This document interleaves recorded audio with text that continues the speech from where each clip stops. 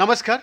बीच news 24/7 में आप सभी को सुस्वागतम। दर्शक, वक्फ संशोधन विधेयक में कई अहम संशोधन किया गया है और ये बदलाव जेपीसी की सिफारिश के आधार पर किया गया है। साथ ही सहयोगी दलों जैसा जेडीयू और टीडीपी की ओर से सुझाए गए संशोधनों को भी स्वीकार कर लिया गया है। कल ये विधेयक लोकसभा में पेश किया जाएगा। वक्फ संपत्तियों से जुड़े मामले में राज्य सरकार का नियंत्रण और भूमिका बनी रहेगी। संपत्ति वक्फ की है या नहीं, ये तय करने के लिए राज्य सरकार कलेक्टर की रैंक से ऊपर के अधिकारी को नियुक्त कर सकता है। मौजूदा पुरानी मस्जिदें, दरगाह या अन्य मुस्लिम धार्मिक स्थानों से छेड़छाड़ नहीं होगी, यानी कानून पुरानी तारीख से लागू नहीं होगा।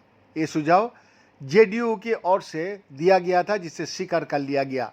वक्फ की सूची गैजेट में प्रकाशन के 90 दिनों के भीतर पोर्टल पर अपडेट करनी होगी। वक्फ परिषद में पायदान सदस्यों का अलावा 2 सदस्यों गैर मुस्लिम भी होंगे। वक्फ बोर्ड में वक्फ मामले से संबंधित संयुक्त सचिव पायदान सदस्य होंगे। इनमें से कुछ प्रावधानों को लेकर विवाद भी खड़ा हो सकता है, जैसे धारा 11 के तहत संशोधन स्वीकार किया गया है, जिसके अनुसार पायदान सदस्य यानी एक्स ऑफिशियो मेंबर, चाहे वो मुस्लिम हो या गैर मुस्लिम, उन्हें गैर मुस्लिम सदस्यों की गिनती में शामिल नहीं किया जाएगा।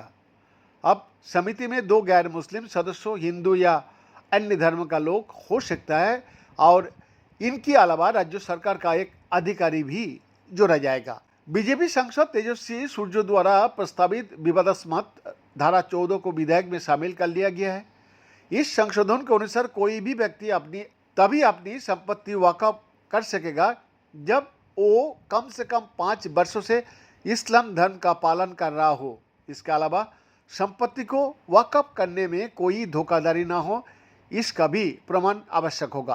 पहले ट्राइब्यूनल में केवल 2 सदस्य होते थे, लेकिन संशोधन के बाद अब इसमें 30 सदस्य एक इस्लामिक स्कॉलर होगा। पहले वक्फ संपत्तियों का सर्वेक्षण और निगरानी करने का जिम्मा कलेक्टर का पास था।